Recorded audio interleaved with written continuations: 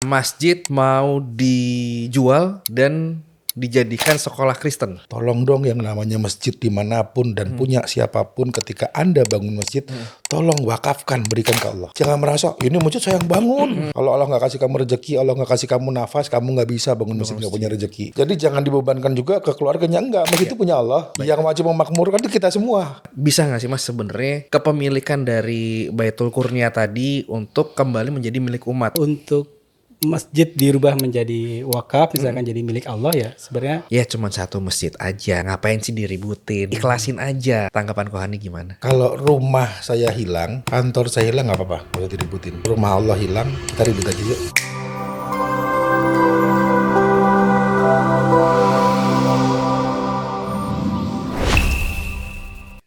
Bismillahirrahmanirrahim. Assalamualaikum warahmatullahi wabarakatuh. Apa kabar sahabat semua? Senang sekali kembali saya Sabil Zaidan untuk bisa menemani sahabat semuanya di spesial program The Sungkars and Friend. Ini adalah podcast yang akan tentunya banyak ngobrol untuk pengetahuan kita. Dan hari ini spesial, episode yang luar biasa. Kita kehadiran tokoh-tokoh yang ada Kohani. Assalamualaikum. Nggak perlu kita ceritain Kohani ya. Kok sehat? Assalamualaikum. Sehat, Waalaikumsalam warahmatullahi Mas. Nah, ada juga dengan Mas Pras juga yang udah bergabung di sini, Mas Pras Purworo. Purworo. Mas Pras, apa kabar? Alhamdulillah sehat. Masya Allah. Kita kalau ngomongin tentang Kohani, beliau aktivis dakwah. Sampai hari ini masih ya Koh ya? Alhamdulillah, dakwah kan sampai mati ya. Sampai mati, luar biasa. Nah, kalau Mas Pras Purworo ini beliau adalah CEO Masjid Nusantara yang konon kabarnya sudah membangun 245 masjid. Betul. Masya Allah. Bangun satu masjid ada aja kadang kita ngos-ngosan gitu ya Koy.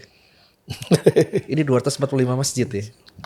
Nah, Mas Pras, ini mungkin sebuah momen yang spesial. Kita hadir untuk menyambut gitu ya. Sebuah postingan yang luar biasa. Yeah. Ini ada postingannya Kohani. Nah, di Instagram awal Agustus ya Koy ya. Ya. Ada satu masjid di bilangan Jakarta, Tangerang lah ya. Masuknya Tangerang Selatan ya sebenarnya. Masuknya Tangsel ya. Ini masjid mau dijual dan dijadikan sekolah Kristen. Ya, jadi saya dapat informasi dari beberapa orang. Dia langsung DM dan saya langsung tindak lanjutin dan datang ke tempatnya. Oke. Nama masjidnya Baitul Qurnia. Dia ada di komplek Hero. Masjid ini dibangun oleh Bapak Kurnia, makanya namanya Baitul Qurnia. Yarhamullah, beliau sudah wafat. Insya Allah barang siapa membangun rumah Allah atau masjid karena Allah ikhlas, maka Allah bangunkan untuknya rumah di surga. Amin. Nah, mudah-mudahan kita doakan almarhum Pak Kurnia, pemilik Hero supermarket ini, Allah tempatkan di jannah. Amin. Kemudian tempat ini diteruskan oleh ahli warisnya yaitu anaknya Pak Ipung. Nah, masjid ini memang tadinya digunakan untuk karyawan, tapi juga dibuka untuk umum. Seiring berjalannya waktu, masjid ini sekarang harus dijual karena masuk lahan komersial. Oke. Nah, ini sebaiknya mudah-mudahan bisa didengar dan dihimbau dan dilaksanakan dan menjadi pahala dunia akhirat. Tolong dong yang namanya masjid dimanapun dan punya siapapun, ketika Anda bangun masjid, tolong wakafkan, berikan ke Allah. Oke. Langsung wakafkan tanah dan masjid itu. Jangan ini punya keluarga saya ini. Alhamdulillah saya juga bangun masjid baru 3. Dan semuanya wakaf. Kenapa? Jangan merasa ini masjid saya yang bangun. Saya cari duit keluarga saya. Kalau Allah nggak kasih kamu rezeki, Allah nggak kasih kamu nafas, kamu nggak bisa bangun masjid, nggak punya rezeki. Jangan berasa sudah bangun masjid deh gitu. Ya bangun Allah. Oke. Sudah ditulis di dalam Mahfud 50.000 tahun yang lalu. Beruntung kamu disuruh Allah, ditaruh Allah sebagai pemeran yang membangun. Coba ditaruh jadi temennya Firaun kafir, kelar. gitu. Jadi semua kan udah ditulis Allah di dalam Mahfud 50.000 tahun. Kita cuma jalanin, lalu jadi ujian. Nah, mudah-mudahan siapapun dan dimanapun mulai sekarang, tolong dicek masjid-masjid kalian. Oke. Sudah wakaf belum? Kalau belum, wakafkan. Oke. Nah, ini sebentar saya potong Kohani. Bedanya masjid yang statusnya sudah diwakafkan dengan yang masih milik perorangan. Ini kayak sekarang bisa dijual. Oke. Karena lahannya itu masih atas nama perusahaan dan perorangan. Bisa dijual oleh walisnya. Kalau wakaf nggak bisa ya? Wakaf nggak bisa. Milik umat. Milik umat. Nah contoh lah waktu itu ada masjid bahkan bisa dijual hampir. Bukankah Asyikro wakaf mau jadi hibah? Dan itu ribut bertahun-tahun. Alhamdulillah sekarang sudah menjadi wakaf kembali. Ya kita doakan. Mungkin orang sekarang lihat Asyikro kayak kuburan sepi. Saya mengenal dengan baik dan dekat dengan Yarhamullah Ustaz Arifin Ilham. Kalau kalian seperti ini, apalagi keluarganya, kalian sedang menyiksa beliau di kubur. Oke. Perjuangan beliau yang begitu hebat, sekarang masjidnya kayak kuburan. Ini salah satu PR kelemahan buat kita. Jadi jangan dibebankan juga ke keluarganya. Enggak, masjid itu punya Allah. dikelola ya terbaik. Yang wajib memakmurkan itu kita semua. Kalau mengaku hamba-hamba Allah dan umat Nabi Muhammad, makmurkan masjid dimanapun berada dan apapun yang kamu bisa. Bikinlah kegiatan. Ayo kita ke Asyikro, misalnya bikin doro 2 hari 3 hari, pakai itu masjid. Diramein. gitu ya. Diramein gitu. Oke, nah ini kemudian ada di postingan tersebut Mas Pras nih buat kasih komen di postingannya Kohani gitu ya. Iya. Dengan latar belakang membangun 245 masjid nih di seluruh Indonesia ya Mas ya. Di seluruh Indonesia. Nah ini bisa nggak sih Mas sebenarnya kepemilikan dari Baitul Kurnia tadi untuk kembali menjadi milik umat? Artinya kan kalau di postingan Kohani juga disampaikan ini sebenarnya jalur strategis, tapi susah masjid untuk di daerah sini. Betul. Nah ini yang harus dijaga. Apakah dari pengalaman yang pernah dilakukan sama Mas Pras, ini bisa kita take over lah bahasanya seperti itu? Iya, iya. Untuk masjid dirubah menjadi wakaf, misalkan jadi milik Allah ya, sebenarnya perlu ikrar wakafnya. Jadi perlu keleluasaan hati dari pemilik tanah itu sendiri. Oke. Mau nggak mewakafkan misalkan. Kalaupun tidak seluruhnya, maka area masjidnya. Gitu. Atau kalau misalkan memang dijual, karena memang tahun lalu tuh ada case juga kok, yang di Makassar kok. Iya. Nah, itu masjid dijual. Sebenarnya niatnya itu ingin menjual lahan di belakang masjid. Tapi karena satu area gitu satu area dengan masjid, aksesnya juga Lewat masjid. lewat masjid. Jadi akhirnya niatnya dijual tanah di belakang, ditulisnya di depan masjid. Gitu. Jadi kan kesannya masjidnya dijual. Gitu. Karena memang secara akta tanahnya itu sertifikat masih atas nama personal. Belum belum diwakafkan. Gitu. Kalaupun misalkan seperti itu niat dijual, maka ya disampaikan dengan harga yang wajar supaya bisa dibeli gotong royong jamaah kaum muslimin untuk membeli masjid. Oke. Jadi Terutama membeli tanahnya ya, tadi membeli tanahnya masjid. Begitu. artinya ini masih bisa menjadi milik umat ya. Artinya untuk kita beli tapi tergantung kembali lagi dari pemilik dari tanah dan bangunan tersebut ya kok ya. Betul. Nah, ini kok bertanya ya, dari postingan yang disampaikan oleh Kohani. Udah ada pendalaman-pendalaman untuk ngobrol sama pemiliknya, tadi Pak Ipung gitu ya. Ya Pak Ipung sudah, terus sama yang mengelola itu untuk dijual itu juga ada selain Pak Ipung. Masalahnya mereka ini nggak mau ngejawab WA. Oh, komunikasinya terputus. Iya terputus. Ketika kita bilang kita mau beli, dia mau nyari orang lain. Ya kalau mau beli semua. Jadi sekarang kita cuma bisa berserah sama Allah. Iya. Yang pasti kalau kita berdiri di situ, lalu kita ketik di map masjid gitu, kan kelihatan nih di mana ada masjid tuh, Iya. jauh-jauh jaraknya. Nah mudah-mudahan, kalau saya yakin aja sama Allah, kalau Allah mau hatinya dibolak-balik, pasti dibolak-balik. Mudah-mudahan kedengaran ke Pak Ipung dan ke timnya. Iya. Saya rasa memang itu strategis tempatnya. Makanya kita juga nggak mau mengambil haknya. Betul. Anggaplah tanahnya kita beli, kan masjidnya udah ada. Itu pun akan, kalau menurut saya setelah kita datang itu dipugar, dibongkar lagi. Tapi kan ada andil almarhum ayahanda di situ.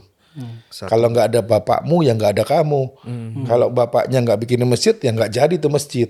Nah, kasihanlah orang sudah di dalam kubur, biar menjadi amal ibadah beliau. Gitu ya. Nah, ya mudah-mudahan Allah yang merubah nanti. Tapi sampai sekarang belum tahu di area komersial tersebut yang mau dijual nih ya. Keseluruhan nilainya berapa kok? 650 M. 650 M. Ya. Nah, ini sudah ada peminatnya kah Sudah. di luar Islam, di luar Muslim gitu? Ya Pak James sama Henry. Oke. Namanya anaknya Pak James itu Henry Riyadi. Grup Lipo yang punya Yayasan Pelita Harapan. Nah kalau buat mereka sih 2650 kecil. Tutup mata aja ya. Ya namanya komplek bisnis distrik, dia bisa bangun apa aja di situ. emang mereka pemain propertinya. Gitu. Apalagi cuma daerah sini sampai Serpong, Karawaci di tangan dia gitu. Oke, jadi artinya kembali lagi kita ya udah ikhtiarnya ke jalur langit ya kok ya. Jalur langit, sama kita udah coba lewat beberapa orang, bahkan Pak Camat aja nggak dianggap.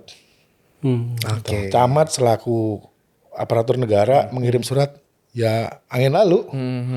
Gitu. Kita udah meeting dengan camat, dengan banyak orang. Artinya pendalaman itu udah dilakukan sama Kohani dan tim gitu ya. Sudah, tapi ya nanti kita lihat bagaimana Allah bekerja dan mudah-mudahan diketuk hatinya. Gitu. Mudah-mudahan memberikan. Gitu. Oke, nah Kalau secara teori kan nggak pernah ada sejarahnya di perumahan Lipo atau di gedung Lipo ada masjid. Nggak pernah gitu. oke. Nah ini mungkin juga pertanyaan ke Mas Pras gitu ya. Ini kan satu hal yang cukup kompleks gitu ya. Kita mau ngambil masjidnya aja tapi tidak diperbolehkan gitu.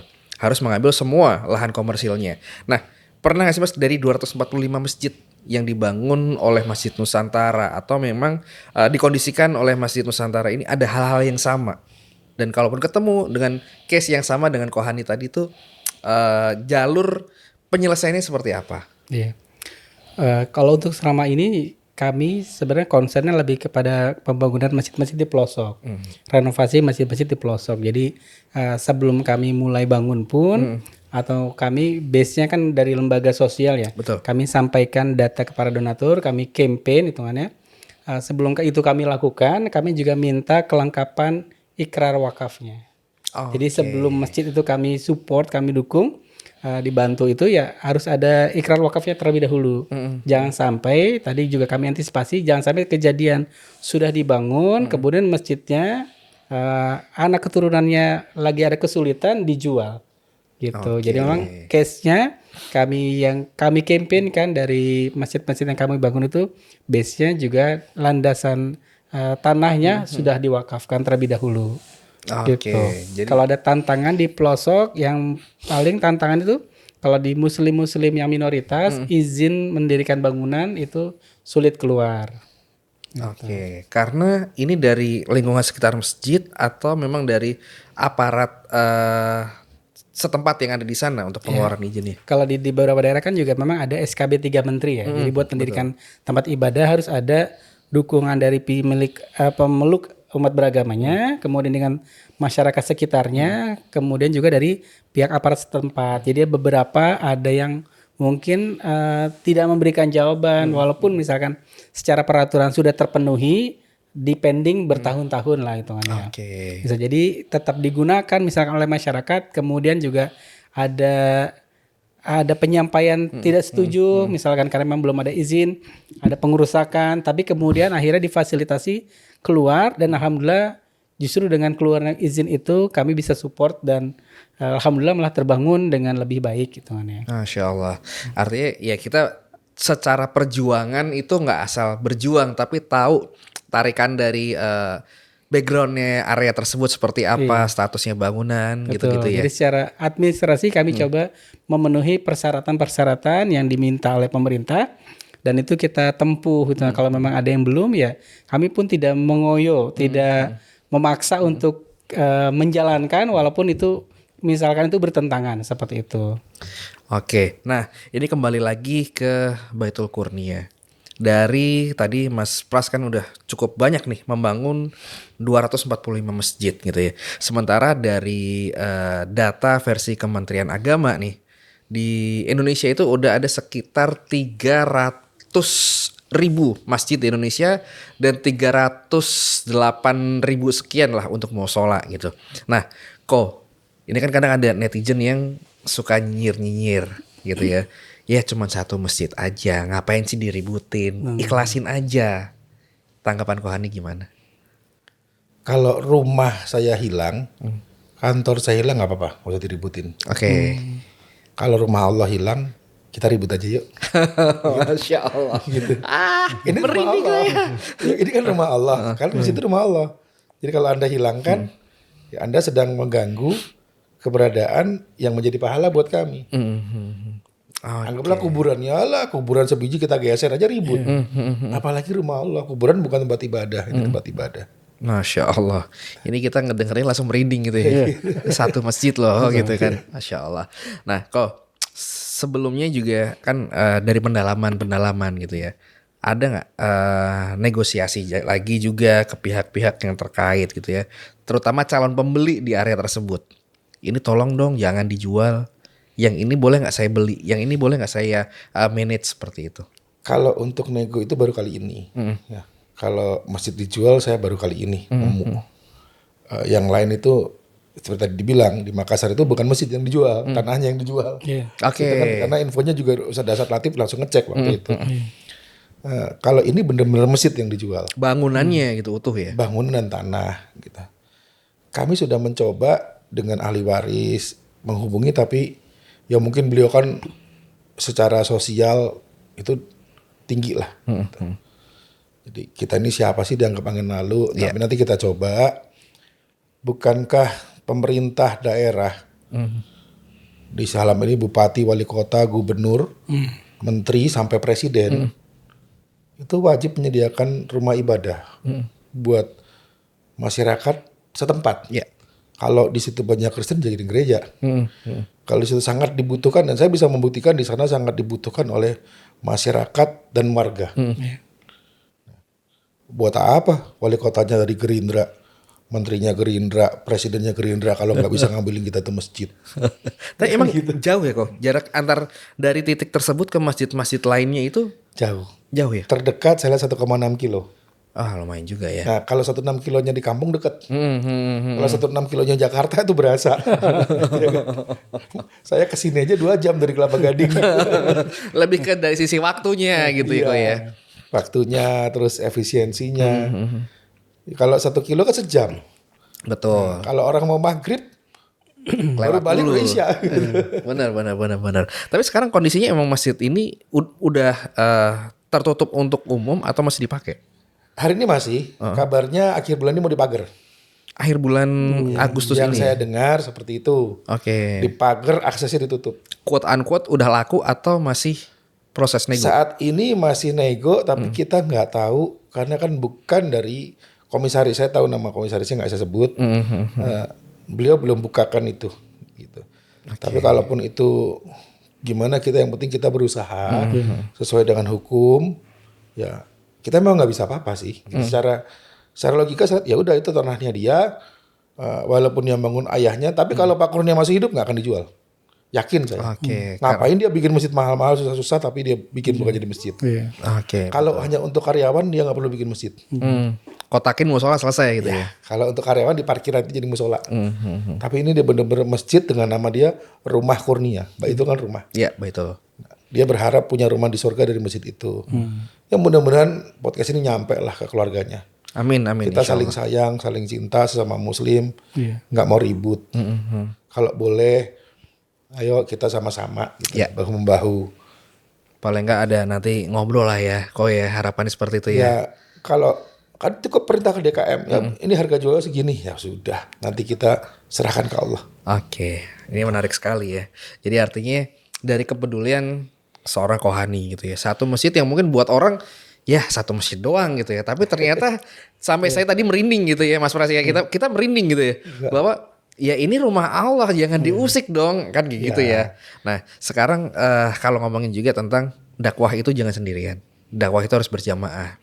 Ada Mas Pras dengan Masjid Nusantara.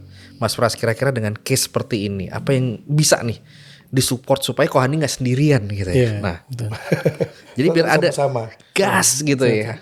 Kira-kira dari Masjid Nusantara. Maka kalau dari postingan kohani kan saya komen juga bagaimana bisa ikut kontribusi. Kalau kami memang secara case-nya ya kami bangunnya di pelosok-pelosok ya. Jadi di wilayah yang masyarakat buat punya masjid itu sudah sangat luar biasa susahnya effortnya. Baik itu bangunan yang tidak layak, baik itu mungkin di kampung-kampung mualaf itu yang belum punya masjid gitu. Bahkan kami juga hadir di Pangkajene Kepulauan itu, masyarakat pesisir tinggal 30 tahunan itu tidak punya masjid. Jadi bapak-bapaknya mau Jumatan tuh 2 jam berperahu.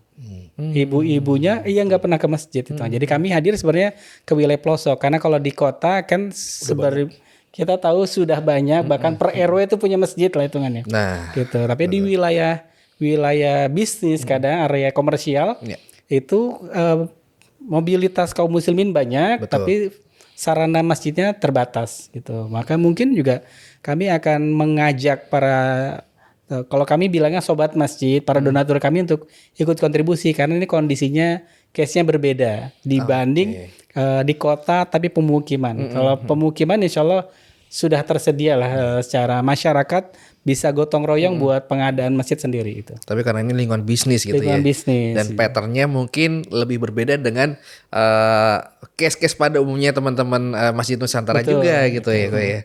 Oke, nah ini kita berbicara terburuknya nih kok. Kalau akhirnya memang benar-benar masjid itu nggak bisa dipertahankan untuk tetap berada di situ. Nggak jauh dari situ ada MRBJ, Masjid Raya Bintaro Jaya. Yang katanya isinya orang-orang kaya dan orang kuat.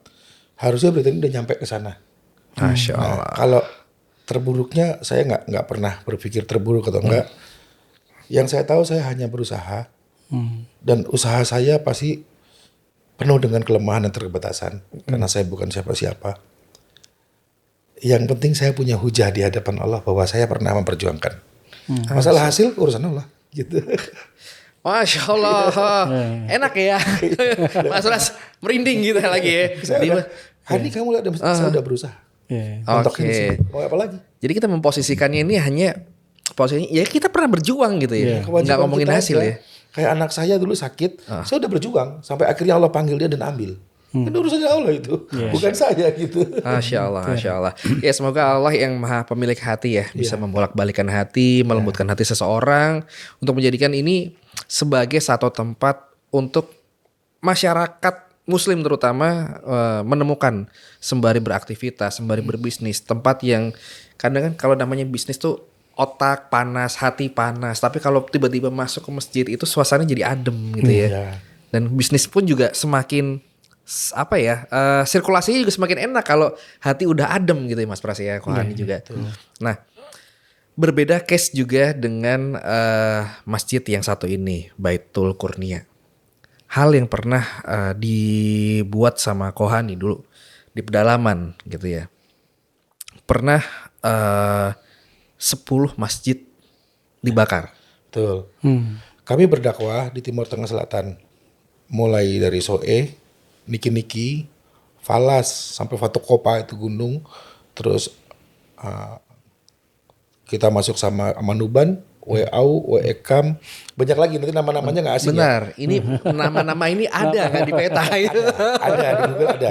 Bukan nama makanan ya kok ya itu ya. Nama daerah ya kok. Ya itu memang di daerah yang nanti mungkin belum dapat saya berangkat lagi, saya dokumentasikan lagi. Masya Allah kalau Masjid Nusantara betul ke pelosok betul tadi dibilang. Saya ada mualaf di Manado, kalau dia mau Jumatan naik perahu 2 jam. 2 jam naik perahu 2 untuk jam. masjid. Karena kampung sebelah, kampung Kristen dan kampung dia nggak, kampung Islam nggak ada masjid. Tapi yang saya masuk lebih dalam lagi, insya Allah, saya selalu masuk ke daerah yang di sana nggak ada listrik. Di daerah di sana nggak ada, kalau listrik nggak ada jangan dicoba ada internet ya. Di sana rumah jangan nemu rumah tembok, rumahnya itu dari namanya rumah lopo itu dari jerami. Oke, Rumah-rumah yang khas gubuk. di sana gitu ya. Iya, yang memang masih pedalaman. Kalau mau lihat lagi, ikut saya ke Halmahera, ke daerah hutan AKT Jawa Lolobata, itu masuk dari Maba Utara masuk lagi, itu suku Togutil. Lebih pedalaman lagi, tapi kita sekarang lagi fokus ke Timur Tengah Selatan. Karena teman-teman dari TTS tadi ngabarin nih semua. Yang Kohani kemarin sempat tolong di-posting masjid ya? bocor ya. Ini langsung PA dari sana. Kohani tolong ruangannya. Ini tadi ada ular jatuh dari atap masuk kena anak-anak. Nih, ada ular jatuh dari atap ke anak-anak. Mereka laporan kirim foto kok. Iya. Begitu saya lihat, ini contohnya Masjid Al-Qadar. Dibangun tahun 91, sampai sekarang nggak punya toa, sampai sekarang nggak punya listrik, sampai sekarang yang namanya lampu LED aja nggak ada gitu.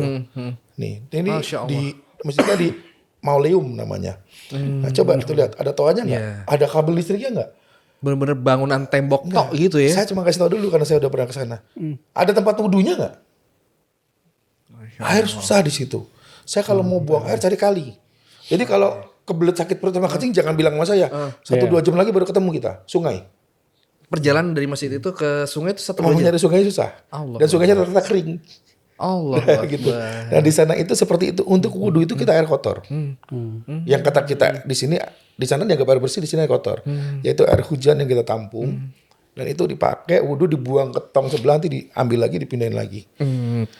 Nah masjid di dalaman itu, tapi saya Masya Allah, bahkan jamaahnya itu lebih hebat dari kita yang di kota. Oke. Pernah nggak kita jalan kaki 1 jam 2 jam hanya untuk sholat? Ini sejam 2 jam. Sejam 2 jam Masya Allah. hanya untuk sholat. Tapi mereka tuh pergi subuh, sholat dulu. Biasanya zuhur mereka jarang sholat karena di kebun. Dan sholat di kebun. Kalau deket pasti dia sholat. Misalnya jalan kaki. Anak-anak di sana kalau sekolah tuh 6 jam, 8 jam jalannya. Yang tercepat 3 jam yang saya pernah temuin. Ada yang 2 jam.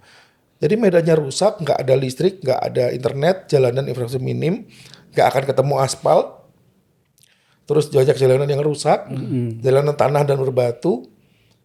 Dan bayangkan muslim di sana kayak apa. Betul. Dondi itu sampai sekarang boleh dibel, kok diajak Kohani masuk TTS gitu. Makasih dia bilang. Karena di sana kita nggak akan ketemu nasi. Oke. Jadi dari sini ke Kupang, Altari. Dari Altari kita ke Soe 6 jam. Dari Soe istirahat semalam, baru kita nyebrang. Niki-niki nyebrang itu udah mulai masuk daerah pergunungan. Nah di sana makan kita tuh jangan harap ketemu nasi. Bahkan kita bisa nangis kalau dia cuma punya ayam dan dipotong buat kita. Terus kita nggak bisa makan. Karena? Amis. Dia nggak pernah masak ayam itu. Dia rebus begitu aja. Ya rasanya gado-gado. Nggak ada marinasi dan gitu-gitu lah ya. Di sana tuh makanan tuh apa yang kalau datang jagung titi nama. Ini gigi saya bolong jagung titi itu jagung gede, tebel, keras. Oh jagung. Tapi titi karena jagung itu dari bukan tempat yang basah ya, kering. Lalu pisang, singkong, pepaya mentah dia rebus kasih ke kita. Pakai garam.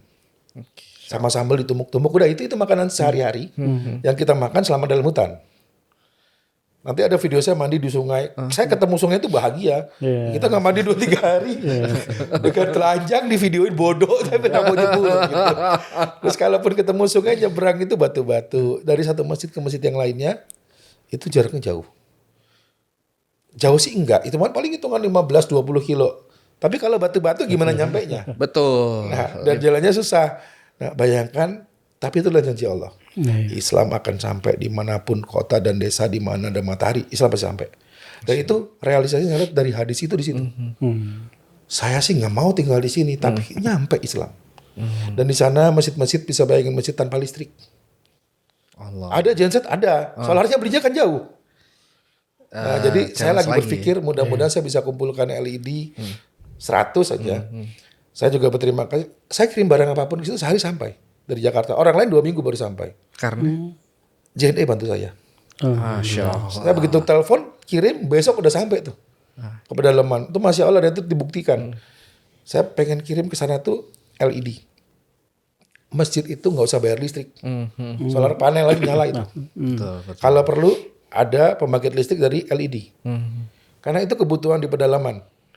Saya nggak mungkin suruh PLN bikin, gitu. Jadi kita harus nggak mungkin juga kasih dia aki kayak zaman dulu atau genset nggak. Cukup pakai solar panel, pakai aki penyimpanannya. Dia bisa pakai itu buat khotbah Jumat. Nah kalau bisa dikembangkan lagi, itu bisa juga ada internet nanti.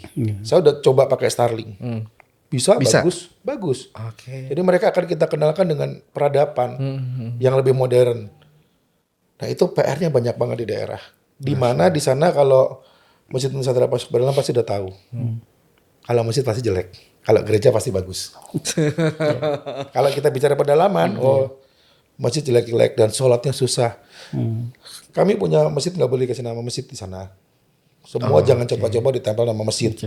Udah bangunan aja gitu. Ya bangunan aja. Gitu. Kita bahkan bilang di suatu rumah lo, pokoknya tempat sholat itu. Nah tapi ya sudah, yang penting fungsinya. Lalu nggak boleh pakai toa. Dan waktu itu dibakar karena mereka mabuk. Apa yang kami lakukan? Datang. Bawa sembako 2 mobil. Datangin yang mabuk kayak sembako jadi teman. Malah sekarang silahkan. Nah, kalau kita lawan, semakin kencang. Makin kencang. Nah, begitulah Islam ketika menjadi minoritas. Tapi belajarnya trik seperti itu berapa lama kok? Kan kita mantan orang gereja. Oh iya, lebih ini ya, lebih katam ya sebenarnya ya. Bab seperti itu lebih paham. Pendeta itu paling suka tuh sifas, martel. Ya, tapi miring nggak mau dia. Murah gitu Iya. ya. Masya Allah luar biasa. Nah Mas Pras, kalau dari Masjid Nusantara sendiri, ini Kohani kan ceritanya pedalaman banget nih ya. Dari El Tari masuk ke mana 6 jam istirahat lagi. Nah Masjid Nusantara ini sepedalaman Kohanikah atau Sama ada kayaknya. titik-titik tertentu yang memang secara targetnya ada sedikit perbedaan. Iya. Kalau tadi diceritakan Koni mungkin lebih ekstrim lagi ya. Jadi memang kalau kami area di Pulau Timur itu belum begitu banyak. Karena memang secara data-data relawan kami masih banyaknya di Sulawesi, di NTT itu di Rote, Lembata, Pulau Flores itu kan ya ada di seberang di sana. Mungkin nanti kita bisa kolaborasi ya kalau buat saling support, saling dukung. Kalau kami yang terjauh mungkin di Lubuk Banggai Laut. Kabupaten Banggai Laut di Sulawesi Tengah. Jadi dari kota Lubuk dia nyebrang ke Banggai Kepulauan. Berapa lama itu? Itu 1 hari. Nanti nyebrang lagi karena kapalnya adanya sehari sekali. Jadi baru nyampe ke lokasi itu 3 hari. Allahu Akbar. Jadi kami bikin tayangan karena pernah kan tokoh nasional menyampaikan Indonesia itu negara terbanyak masjid di dunia. Nah, Indonesia paling banyak masjidnya. Jadi kami bikin informasi bahwa di pelosok kondisi masjidnya tidak sama dengan di kota. Namanya tayangan Jelajah Masjid Nusantara. Menggambarkan kondisi masjid-masjid yang di pelosok yang mungkin buat kita orang kota itu perlu menguatkan kesyukuran. Betul. Supaya apa? Ternyata kondisi masjid yang kita kunjungi setiap hari begitu nyaman, begitu bersih, begitu kokoh, bahkan saudara-saudara kita di pelosok itu tidak mendapatkan itu. Jauh ya. Jauh, rusak misalkan tanpa dinding bahkan itu. Bahkan banyak juga yang tanpa ada masjid. Gitu. Jadi mereka sholat berjamaah di rumah ke rumah. Gitu. Jadi kami informasikan supaya tadi orang-orang kota bisa bersyukur dan bisa semangat ke masjid. Kenapa saudara kita di luar sana, di pelosok sana, mereka tetap mau ke masjid walaupun kondisi masjidnya ala kadarnya. Betul. Walaupun mereka tidak punya masjid, tapi mereka tetap mau berjamaah di rumah gitu. Jadi kami terus mengajak buat kaum muslimin mensyukurinya, berarti biar lagi semangat ke masjidnya. Kemudian kesyukuran berikutnya adalah bantu saudara kita yang di pelosok yang belum punya masjid yang layak, yang belum memiliki masjid, supaya mereka juga bisa merasakan kenikmatan ibadah di masjid. Biar dapat pahala 27 derajat itu gimana gitu. Jadi jangan sampai kita orang-orang tinggal di kota ini egois karena merasa enak sendiri, atau bahkan di kita bisa milih hari ini mau Jumatan di mana ya, kita banyak pilihan masjid ya kok ya. Sholat zuhur di mana, maghrib di mana, bisa memilih. Tapi saudara kita di pelosok tidak ada pilihan. Hanya itu aja Hanya ya. itu satu-satunya. Dan tadi kata kok bisa 1 jam, bisa 2 jam jalan kaki untuk sampai ke masjid. Masya Allah. Dan memang sebenarnya tayangan kita hari ini kembali men-trigger sahabat-sahabat kita yang memang sudah nggak tahu ya. Kadang orang kan ada naik turunnya buat ke semangat ke masjid gitu ya. Bukan, Ini itu kufur nikmat. kufur nikmat, ya kok ya. Nah Masya ini Allah. makanya kita trigger dengan kondisi ya masjid yang Tambah tertrigger lagi ya, itu kufur Iya. nikmat ternyata Iya kan? jadinya Ini ya. masjid mau diambil, ini trigger ya. Iya. Kan? Kalian akan kehilangan satu tempat yang paling nikmat di dunia salah Iya. satunya. Kan masjid ini paling nikmat. Kemudian disampaikan Kohani tentang kufur nikmat gitu ya. Ini kembali mengingatkan untuk hati kita ini jangan sampai lepas tautannya dari masjid gitu ya. Nah kemudian tadi disampaikan Mas Pras kondisi di luar, kemudian Kohani juga di pedalaman seperti apa. Sementara kita yang di perkotaan ini kalau habis sholat zuhur tidur 12 bisa sampai azan asar aja kelewat gitu ya. Tidurnya di masjid. Saking nyamannya, saking nikmatnya tuh. Kalau saya sih nggak begitu. Banyak pilihan di kota-kota besar. Iya. Tapi dia nggak masjid. Nah. Nah aja gitu. Bener. Padahal kalau ini Masjid Nusantara ini kalau menurut saya berat. Bangun masjid itu mudah. Oke. Saya udah bangun masjid beberapa. Mudah bangunnya. Makmurkan yang susah. Nah ini tadi yang Terus kalau di Nusantara contoh. Nanti saya cari rekaman saya udah berapa tahun lalu ya. Ada satu pulau dari sini saya ke Tual. Tuh. Tual ini Indonesia bagian mana kok? Indonesia itu Tual itu antara Papua dan Ambon. Nah, dari Tual itu dari Tual nanti kita naik kapal ferry itu 9 jam akan sampai di satu pulau namanya Tayando. 1000% isinya Muslim. Hidupnya susah. Tapi 1 juta % Muslim dan semuanya rajin ke masjid. Dan hanya ada satu masjid di sana. Di tengah-tengah pulau. Yang airnya kalau digali sumur itu payau. Nggak bisa diminum, nggak bisa dimakan. Cuman sampai lihat, ya Allah begini banget ya. Rumahnya batu karang, umat Muslim, tapi jadi miskin. Tapi kalau mau tahu di pedalaman itu, masjid itu tempat yang lebih asik daripada bioskop, mall, diskotik, nightclub, restoran. Itu paling enak masjid buat mereka. Karena mereka duduk di masjid itu betah banget. Masya Allah. Dan ngaji. Saya lihat sekali ini warga ini ngapain sih? Kenapa mereka suka ke masjid? Allah. Ngumpul silaturahmi. Padahal makannya cuma jagung, ubi. Tapi baca Quran rame-rame. Jadi dia sangat bersemangat. Sementara kita di depan mata banyak masjid. Ya kayak makanan. Mubazir gitu aja. Allah kasih makanan banyak. Akhirnya sementara di kampung tuh hari ini kita makan apa?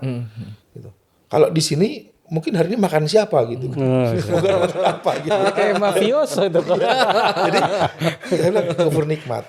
Jangan sampai saudaraku. Ya. Kamu mati aja nggak disolatin di masjid nanti. Betul. Berapa banyak orang yang mati di jalan Allah izinkan nggak disolatkan di masjid.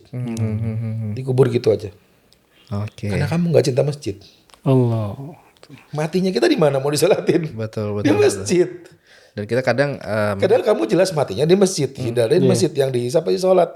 Ngapain juga nggak cinta masjid? Gitu kan. ini jadi banyak PR-nya buat kita gitu ya Mas Pras ya. Nah, ngomongin juga tentang tadi yang sempat di spill sama Kohani, memakmurkan masjid gitu ya. Ini juga menjadi PR untuk kita semua bagaimana masjid-masjid di kanan kiri kita terdekat ini bisa tetap makmur, bisa tetap jamaahnya ramai dan produktif. Dari masjid yang dibangun teman-teman Masjid Nusantara, kondisinya setelah dibangun, apakah dibangun begitu saja atau perkembangannya memang menjadi ramai, menjadi makmur dan menjadi memudahkan gitu Mas Pras? Iya. Kami lembaga berdiri di 2012.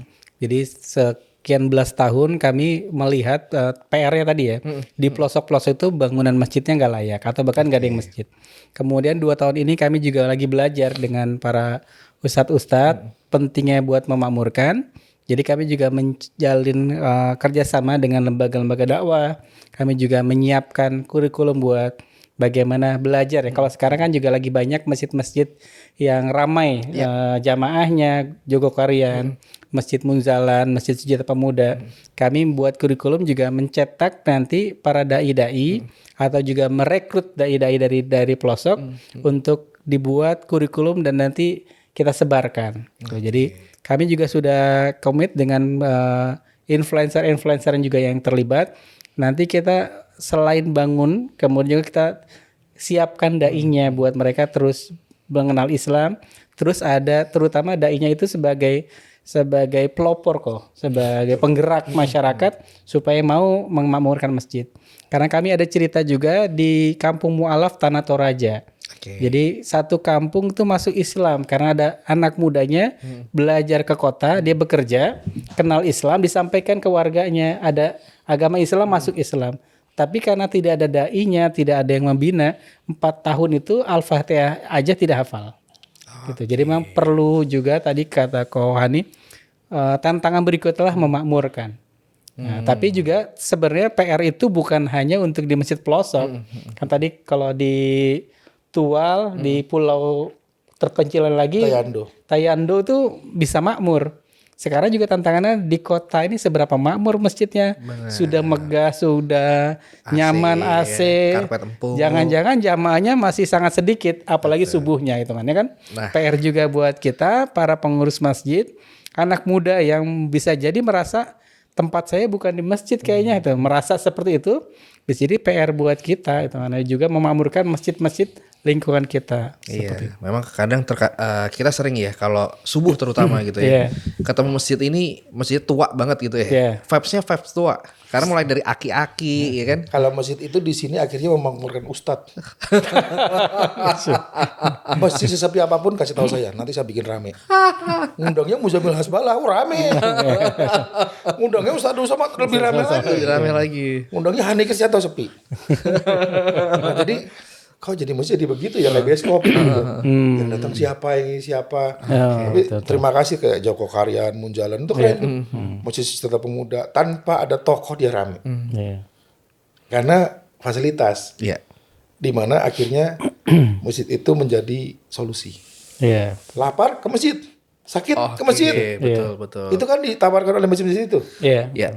Makanan gratis, minum gratis. Cuma masjid saya ditawarin seperti itu nggak laku-laku sampai sekarang. Karena nggak ada warganya gitu. Kita ada namanya Masjid Asidik. Iya, itu di sana masjid itu selalu buka 24 jam. Sebelum saya masuk Islam, dulu jauh sebelum saya masuk Islam, sebelum ada jalan tol Cipali itu, dulu saya masih kafir. Tapi kalau dari Jawa ke Jakarta berhentinya di Kertasmaya, Indramayu ada masjid, gede, bisa kencing di situ. Bisa numpang duduk di situ di teras. Dulu kebanggaan banget, masjid itu keren ya.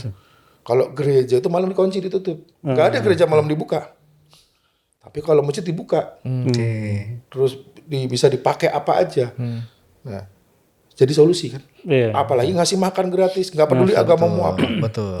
Sakit ambulannya ada. Bahkan masjid kami ada ruang musafir, Pak, bisa tinggal. Bisa. Kristen boleh tinggal. Ateis juga boleh. Tapi keluar Islam. Enggak kita wajibkan. Ambulan kami untuk semua orang apapun suku agama rasnya. Jadi dari kami umat Nabi rahmatullahi Islam untuk kalian semua. Di Indramayu juga itu kok ya? Enggak, masjid kami di Cikeas. Oh Cikeas ini. Iya. Bogor. Terus ya itulah contohnya masjid yang kembali sebagai fungsinya masjid. Betul. Dan saya tuh merindukan masjid itu jadi mall center.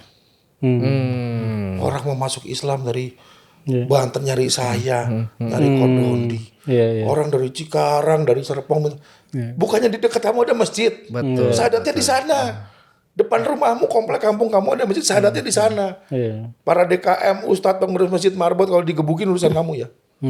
Lu selesaiin dong, masjid kan siar Islam dakwah. Betul. Sahadatnya di sana, belajar sholatnya di sana, ngajinya di sana. Nah, ini menjadi tantangan kan kayaknya. Masjid kalau kembali seperti itu, bahkan masjid itu hidup seperti yang dibangun Masjid Nusantara ini. Inilah saatnya mengembalikan masjid pada fungsinya melalui pelosok. Di sana nggak kenal Hani, TV nggak ada, internet nggak ada. Di sana nggak kenal Ustadz, tapi lihat nanti dokumennya saya kirim semua. Bagaimana masjid itu makmur, bagaimana warga cinta dengan masjid, bagaimana mereka merindukan hari Jumat. Bagaimana mereka merindukan kajian ibu-ibu, anak-anak, cuma dikasih dongeng penuh. Akhirnya masjid ini jadi tempat yang lebih asik daripada mall, bioskop, kafe. Nggak ada asik-asiknya, asiknya di masjid. Benar. Nah ini dibangun dari situ. Masya Allah. Jadi artinya justru kita menariknya dari pelosok ya Indonesia yang terdalam gitu ya. Ini dibagi sebagai contoh untuk di perkotaan gitu ya. Karena kayak di kota juga tantangannya lebih berat ya kok ya. Banyak godaannya, internet, media itu dan lain-lain itu. Belum faktor kerja gitu ya. Faktor kerja. Kadang orang, aduh nanggung nih atau enggak, kemalaman capek gitu. Gitu. Ini menjadi sesuatu yang memang harus di-maintain dari masing-masing DKM gitu ya. Tapi sebenarnya nih Kohani, kemudian Mas Pras, banyak tantangan sebenarnya di masjid juga.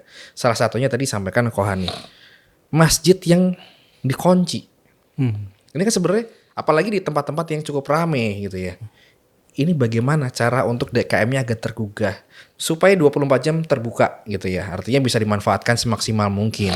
Kemudian bagaimana yang ada di permukiman gitu ya, ini lebih bisa membuat nyaman orang di sekelilingnya. Kadang pertanyaannya, toa masjid, pengeras suara masjid, itu kan pengaturannya suka ya ada beda kelas harga gitu kan. Yang satu dengar oh enak nih masjid-masjid gede, Al-Azhar segala macam, tapi ada yang masjid yang memang tidak punya kapasitas untuk itu, bikin kanan kirinya kupingnya jadi nggak nyaman juga gitu. Ya kalau saya pribadi senangnya sih toa itu mau apapun mereknya tolong dinyalainya pas azan aja. Oke. Ya kalau kalian kajian juga pakai toa, orang disuruh dengerin, Rame ya. rame. Jadi saya bukan nggak cinta, saya cinta banget dengan masjid, dengan kajian, dengan apa gitu. Tapi fungsi toa ini apa sih? Gantiin beduk kan? Mengundang sholat. Nah kalau kajian terus anak-anak kecil yang ngaji itu, ya jangan dispekerin juga kali keluar gitu. Betul. Karena memang faktanya saya harus bilang itu polisi suara. Benar. Mohon maaf dengan sebesar-besarnya. Betul. Karena kita harus menghargai mereka yang memang bukan muslim. Itulah artinya toleransi. Dan sama satu hal lagi, mungkin membuat Islam itu sebenarnya kan indah gitu ya. Indah. Dengan seperti ini jadi nggak indah gitu ya. Jadi nggak indah. Gitu. Nah Mas Pras, berikutnya, kalau masjid bisa tetap optimal 24 jam penuh, ini seperti apa nih tips triknya? Iya. Ya pertama mungkin memang dari kesadaran pengurus ya, mengatakan bahwa itu milik Allah, bahwa itu masjid itu tidak boleh dikunci ketika orang ingin bertaubat. Jangan sampai ketika momen anak-anak atau yang sudah sepuh pun mau bertobat, mau ke masjid, mau bermunajat, tapi malah ditutup. Yang buka apa kalau malam-malam? Justru malah tempat maksiat, gitu, ya kan? Jadep-jadep Nah, gitu malah jadi teralihkan lagi gitu. Jadi bisa jadi malah pengurus nanti akan kena dosa. Ada orang yang mau bertobat malah dihalangi. Itu.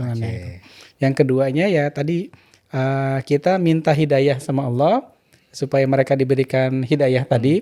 Yang keduanya ya nunggu kepengurusan yang sudah sepuh tadi yang masih pemikirannya kolot ya akan berganti. Nah, tentunya kita mengajak anak-anak muda yang memikirkan bahwa masjid itu harus jadi tempat pemberdayaan masyarakat, tempat aktivitas peradaban kaum muslimin itu pusatnya di masjid itu. Nah menarik sekali ya, karena kadang saya sendiri juga ngerasain ini masjid galak-galak banget sih sama anak-anak gitu kan. Kadang ada anak yang ya kita tahu lah namanya anak-anak ya gitu ya. Harusnya diberi satu treatment yang anak-anak ini bisa teratur, tertib, tapi terkadang pendekatan yang bikin seseorang kadang nggak nyaman gitu ya. Nah ini mungkin juga menjadi PR dan berkaitan juga dengan hal-hal tersebut di perkotaan banyak hal yang mungkin bisa dibilang ada case-case penolakan terhadap sebuah masjid. Nah kalau di pedalaman ini kan masjid jarang. Apakah ada hal yang sama juga penolakan-penolakan? Ada. Kalau di daerah saya masuk selalu ke daerah di mana Islam minoritas. Kalau diikutin SKP 3 Menteri atau syarat bikin masjid kita nggak dapat. Ada 90 KTP. Sementara di kampung itu nggak ada 20 paling Islam. Gimana ngubur 90? Nah penolakan itu ada. Tapi itulah tantangannya. Menyikapinya kok? Selama ini alhamdulillah akhirnya kita diizinkan kok. Kalau di pedalaman ya daerah khusus saya akan ketemu tetua adat. Ketemu tetua adat, kita datang sebagai tamu, kita bersahabat. Makanya Nabi selalu bilang kasih hadiah itu membeli pertemanan, persahabatan. Lalu berkenalan dulu, lalu kita bilang kita butuh musola, bukan masjid, musola. Dan memang harus ikut aturan.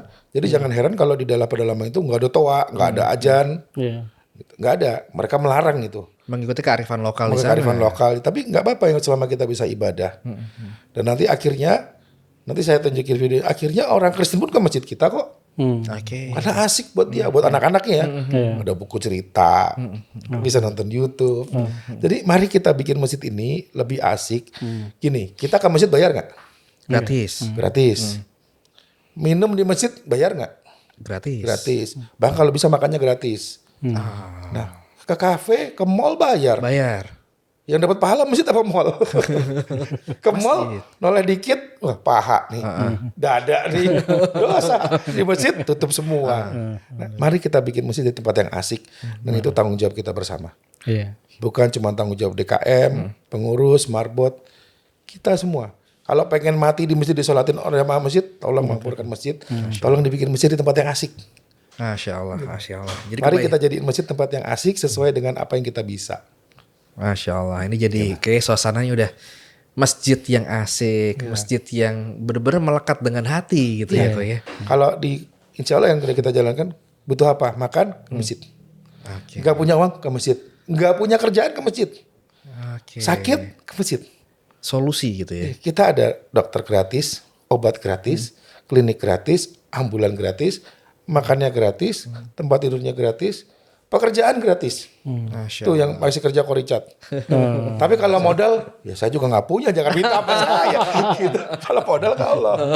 Gitu. Nah, Mas Pras nih, pengalaman di pedalaman juga, pengalaman di pembangunan masjid-masjid Nusantara gitu ya. Pernah ketemu dengan penolakan juga nggak, Mas? Iya, tadi pertama ya kalau misalkan secara perizinan kami belum bisa memenuhi, tentu ada resisten dari masyarakat. Oke. Maka kalau kami memang menyesuaikan dengan peraturan yang ada itu, alhamdulillah ketika sudah sesuai, ya tentu didukung sama masyarakat buat ikut serta. Tapi memang kami melihat justru di timur itu juga cukup bagus di NTT kok. Kalau misalnya kita mengatakan toleransi, tapi menurut mereka kami baru kenal toleransi itu ketika kami sekolah. Sebelum mereka sekolah tuh mereka sudah tahu itu namanya persaudaraan. Jadi walaupun muslim non muslim, mereka saling tolong menolong. Kenapa? Mereka mengaku itu saudara.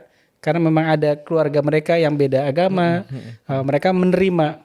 Jadi kalau toleransi dianggap perbedaan yang dipaksakan untuk saling bersama. Tapi memang konsepnya mereka persaudaraan gitu. Jadi kalau namanya kita saudara kan pasti bisa beda. Pria wanita, ada yang lebih tua, ada yang muda. Tapi karena kita saudara tidak menganggap masalah. Oke. Nah, jadi di permaklumannya gitu ya. Gimana? Permaklumannya karena sudah menganggap kita saudara. Jadi walaupun beda ya nggak apa-apa gitu. Karena di sana satu rumah, itu campur. Agamanya Islam, beda. Kristen, tapi satu rumah. Oke, santai aja gitu. Santai aja gitu. Jadi ketika ada agenda pembangunan masjid, masyarakat Nasrani ikut bantu. Bahkan kemarin saya peresmian dari NTT, ya ikut hadir juga itu lah pastor. Gitu. Kenapa? Mereka gotong royong, bahkan panitia penyambutan itu dari non Muslim. Gitu. Jadi itulah mereka bukan menyampaikan toleransi, mereka bersaudara gitu. Oke, ini pilihan diksi yang cukup unik gitu ya. Artinya kan kita belakangan ini, ya mungkin bisa dibilang 10-15 tahun ini dijejelin toleransi. Tapi kan mental juga sebenarnya. Karena toleransi itu alat untuk memecah belah. Nah, justru kata toleransi itu justru memecah belah. Justru akhirnya seperti itu gitu ya. Karena saya nggak butuh toleransi. Toleransi lebih rendah lagi. Oke. Kemarin kita bikin sunat massal. Dari 100 orang, 35 non muslim. Oke. Kami pergi ke pelosok, masuk ke kampung, itu namanya Kristen. Itu bahkan Pak Pendeta nitip anak ke saya.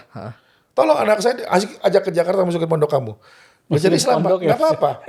Anaknya sekarang nanti kalau sempat dibawa lagi, tapi bukan togutil nih. Anak-anak suku pedalaman. Nah di podcast ini, nanti bingung nih. Kalau perlu video call, bapaknya pendeta, kakeknya pendeta, dia santri. Diikhlaskan buat. Nggak apa-apa. Itu kan persaudaraan. Oke. Justru ternyata kita lupa dengan kata persaudaraan ini gitu ya. Sementara persaudaraan ini jauh lebih lama katanya gitu ya dibanding toleransi. Awalnya semua saudara. Nabi Adam punya 2 anak tuh saudara. Terus kemudian dipecah jadi toleransi. Masya Allah, bener. Kalau kita coba tarik ke belakang gitu, tarik mundur, kita lama kehilangan kata saudara ini ya. Tapi kan terkadang kok saudara tuh ada yang nyebelin gitu ya. Nah kan penyakit pertama dan terutama yang ada yang pertama kali hadir di manusia itu apa? Hasad. Nah, itu pertama kali penyakit yang ada di anaknya Nabi Adam. Yang memecah persaudaraan ya. Itulah penyakit hati. Ya Allah. Masya Allah, kita ngobrolin banyak hal yang ternyata benang merahnya. Ya, tarikannya ini kembali ngobrolin tentang hati kita yang tertaut dengan masjid gitu ya. Banyak teman-teman dari Masjid Nusantara yang menjadikan membangun masjid ini nggak cuma fisiknya aja, tapi secara hati. Kohani dengan kondisi satu masjid di tengah lingkungan bisnis lah ya, di area komersil yang saat ini cukup ramai menjadi polemik. Ini menjadi pengingat kita juga harus bersyukur. Kalau kita bisa sholat di tempat yang enak, ya kita harus rajin ke masjid gitu ya. Namun ikhtiar-ikhtiar dari Mas Pras, dari Kohani, ini harapannya bisa membuat orang yang menyaksikan tayangan ini bisa lebih semakin mendekatkan diri dengan masjid. Nah, menjadi bagian dari closing statement untuk menarik hati kita yang tertaut dengan masjid. Kohani, kalimat yang ingin disampaikan kepada sahabat-sahabat kita. Ya, kan hadisnya jelas ya. Hanya mereka yang memakmurkan dan mencintai masjid yang juga dicintai Allah dan tolong Allah. Jadi kalau mau banyak orang minta ya Allah aku minta rumah, minta sukses, itu cuma dunia. Ya Allah aku minta kemakmuran lah gitu ya. Makmurkan masjid. Oke. Nanti Allah makmurkan hidupmu. Kayak Allah bilang bereskan salatmu nanti aku bereskan hidupmu. Oke. Nanti boleh ikutan ya, itu ada beberapa masjid yang kita mau bangun lagi. Nanti tayangannya ada nih, masjid di Megamendung, masjid di beberapa daerah timur-timur itu kalau boleh tolong dibantu disiarkan. Bahkan kalau boleh saya kasih aja ke Masjid Nusantara nih tanahnya. Masya Allah. Langsung kolaborasi malam ini ya. Enggak, saya kasihnya 2 Pak. Nanti di Megamendung itu saya punya lahan wakaf ya. Ini bukan punya saya sebetulnya.